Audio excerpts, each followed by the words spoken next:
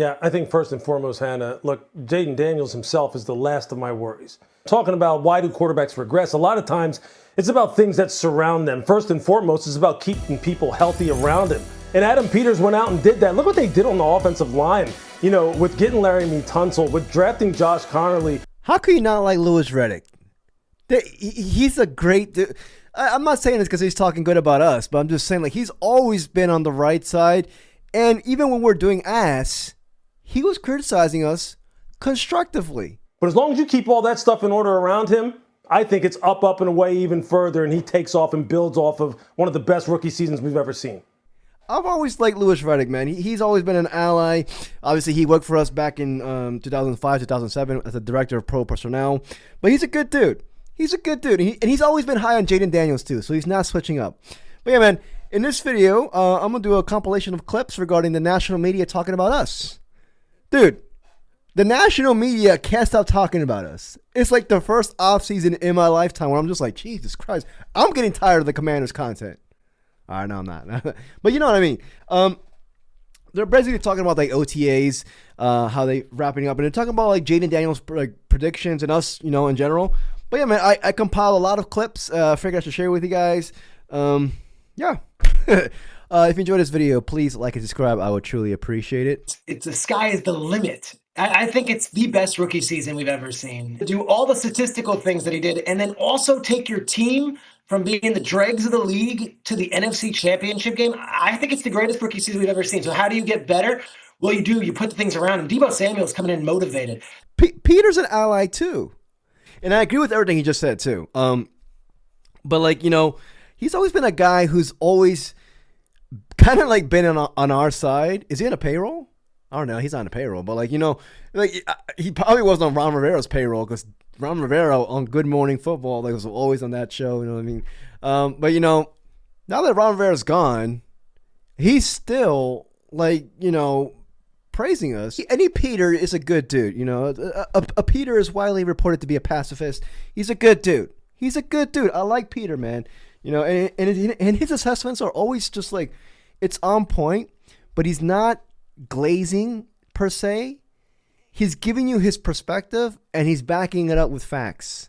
The day of the NFC Championship, someone I know who is very well plugged in said the Commanders know they're going to get their asses kicked today. No, I know people in the building, they know what's coming. And it's maybe they're just preparing for the worst. No, they know that the Eagles are dramatically better than they are. And it's not happening for them today, and they know it. Dude, I have always despised this man. No, seriously, I have. Mike Florio, since I became a fan when I was 7 years old, I'm 31 now, has never said anything positive about us. Never. It's always there's an ulterior motive with him, dude. I always feel that. You can tell even in looking at his freaking face. You're just like, this guy's not telling the truth. What did we do to him? No, seriously, screw this video. What did we do to Mike Florio? What? He was always bashing Dan Snyder, and rightfully so, but he always he said, if you got hate with Dan Snyder, then direct it towards Snyder, but not the team itself. That's where he messes up with me. You have hate with Snyder, fine. I mean, we all do, but you know what I mean? Don't correlate Snyder's hate with the team's hate as well. And he's like, dude, what did Snyder do? What did he do? I'm assuming, because he's a dude, and we're all, not all of us are dudes, but you know what I mean. I'm assuming Snyder probably stole one of his girls. His ex. This is something that probably happened in his early 30s or late 20s. And he still butt her. I'm assuming that's the only thing that probably happened, dude. What the fuck? Snyder probably ran a tush push on his ex. What else? If he was so scared of that, freaking Florio should have put 8 men in the box. He should have put that punt block defense formation out there. Even his lies, I don't believe it. He's saying that Quinn, before the game, Quinn and other coaches were just like, dude, we're gonna get wrecked. And I'm just like, that's not the Dan Quinn we know. Dan Quinn is ultra competitive. Everybody on that coaching staff is ultra competitive. Cliff Kingsbury, Joe Witt Jr.? You really think Joe Witt Jr. is going to lie down and be like, oh, yeah, we're going to lose? Are you like, if you're gonna lie, at least be creative with your lies, dude. That's what I'm saying. Like, I with Florio, I just like, it's the part that he's not being genuine. If I'm talking to you, I don't want to be thinking in the back of my head, does this guy have a hidden agenda? I feel like with him, that's all he has is hidden agendas. There was none of that from Dan Quinn. He just let it fly, and it was awesome. And it's awesome to be him right now because he has Jaden Daniels. And look, as Dick Vermeil said when they put him in the Hall of Fame, I became a much smarter coach when I got Marshall Faulk. Dan Quinn looks like a damn good coach because he's got Jaden Daniels. This is all from one clip. 2 hate clips within one segment on freaking ESPN. Oh, no, sorry, not ESPN, NBC. This is how I view Florio. And this is why I don't respect him. Screw me being a Commanders fan. Screw that. Clearly, he has hidden agendas, ulterior motives. You are a sports journalist. You're supposed to be portraying the facts, dishing it out to the audience, reporting news to the audience, and let the audience digest it themselves.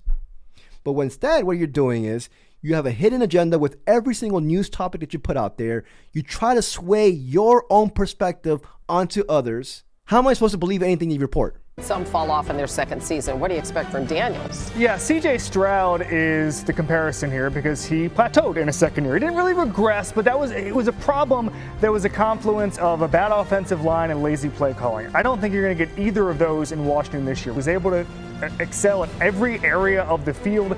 52 forced missed tackles as a runner, led all quarterbacks, and didn't really have any turnover-worthy plays to speak of. So I agree with this dude's analysis. I really do. But like, the thing is, like, the difference between him and Mike Florio is that he's bringing you his take, but he's backing it up with factual and credible evidence. And that's the thing. Like, I feel like nowadays, like, people forget you have to be impartial with your own team. Where's the honesty nowadays? I really don't. I don't get it, dude. I don't. And I ain't shit. Dude. I'm not shit. You know, like when we went 4-13 on the Ron Rivera last year, dude, I was calling for his head. I'm not joking. When I made this shit channel 2 years ago, I was calling for Ron Rivera's head. Some of y'all might be. I'm like, you know, like, and I know I look like Ron Rivera's niece, and I was still calling for his head. You have to be impartial with your team. Jesus Christ. Like, editor, please put freaking Ron Rivera right here. Y'all gonna be. You see, we drafted Quan Martin out of Illinois because, you know, his versatility brings a lot of depth to us. Versatility means everything. Like, I'm Ron Rivera's niece. Trust me, dude. Going back, like, it's a team effort. Like, the people are saying that, you know, this is all Jaden Daniels' hype train or whatever. Jaden Daniels will be the first one to tell you, listen, it's a team effort. And the reason why I got a little pissed off about Mike Florio when he said that stuff, how it's just Jaden Daniels and not Dan Quinn, is because, well, you're undermining everything that Dan Quinn, Adam Peters, Cliff Kingsbury did to set up Jaden Daniels to be successful in his rookie year. They signed great veteran free agents. They had hired great coaches. You know, we all know how he's very close with Tavita Pritchard. You know, they just put him in a great environment for him to succeed. To sort of try to undermine that, man, like, I don't know. Anyways, this is also PFF. I'm going to talk about the Washington Commanders here as one of the most improved teams because I love how they just put their foot to the gas pedal and they said, we now recognize we have the most valuable thing in sports, a franchise caliber, Super Bowl caliber quarterback on a rookie contract. Not only did I think that they had a great draft, you know, adding guys like Josh Connerly, I like the addition of cornerback Trey Amos as well. I felt like I was higher on Trey Amos than a lot of other draft analysts out there. Traded for Laramie Tunsil, traded for Deebo Samuel, drafted a guy like Jalen Lane. Like, it's just a great job in my opinion. Listen, I know PFF, some people don't like PFF, but I like PFF. I like their stats, but, like, you know, they're all pretty much everybody's saying in the same vein regarding, you know, how we improved the offense. You know, we signed run stoppers on defense. But it's nice to see this, dude. It's nice to see that, you know, the national media is catching up on us. And I don't feel like they're being disingenuous. I feel like all of this is just like that. This is their own personal takes. I feel like none of them are Commanders fans like that. And that includes Louis Riddick. But yeah, man, like this is really nice to see that, you know, Commanders are getting a lot of national spotlight. I figured I should do a quick video on this, and we'll just go from there. Yeah, let me know what you guys think. I was on YouTube for like 2 hours, and I was just like, let me just screen record all this and share with y'all. Probably most of y'all already saw these clips already, but yeah, man. If you enjoyed this video, please like and subscribe. I would truly appreciate it. Till next video, peace, y'all. And they're just kind of bracing for it. And it's like, come on, man. I mean, just like a full out snake, and I'm gonna go personal on this channel, dude. I'm just like, and he smile, dude. I've never seen this man smile. Smile? Can you smile? Smile, like Scarface said. Smile, dude. The fuck, like, do ketamine before you go live. Put a smile. I don't care. Fake that smile.